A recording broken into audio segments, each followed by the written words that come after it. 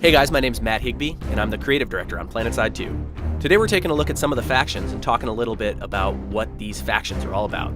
First up, we have the TERRAN Republic. The TERRAN Republic are what I would call the most professional military of the three factions.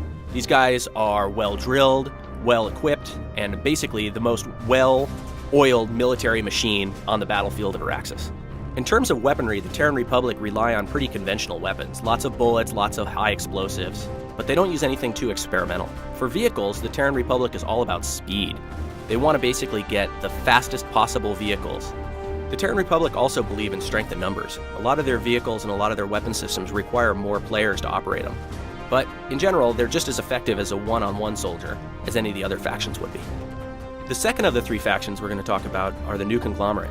Now, the New Conglomerate are sort of the insurgent rebel faction in PlanetSide 2.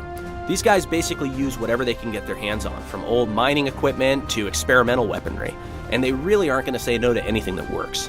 You can see here that in a lot of cases they're using stuff that's either plundered from or gathered from their corporate sponsors. A lot of their weapons, armor, and vehicles may look really utilitarian, but don't let that fool you. They still pack a mean punch.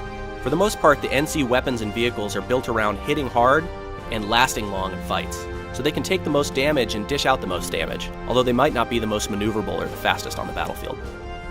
The third and final faction are the VANU Sovereignty. Now, these guys have unlocked some secrets hidden away in ancient alien ruins all over Araxis. They've used a lot of this technology to help augment their weapons of war.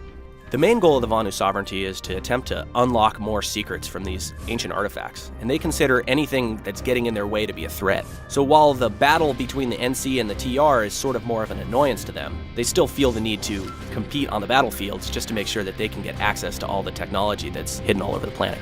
The VANU Sovereignty have the most advanced technology on the battlefields of Araxis. They use things like plasma warheads and lasers to get the job done. They also have magnetic propulsion systems in their vehicles, which allow them to be maneuverable in ways that conventional vehicles just can't match.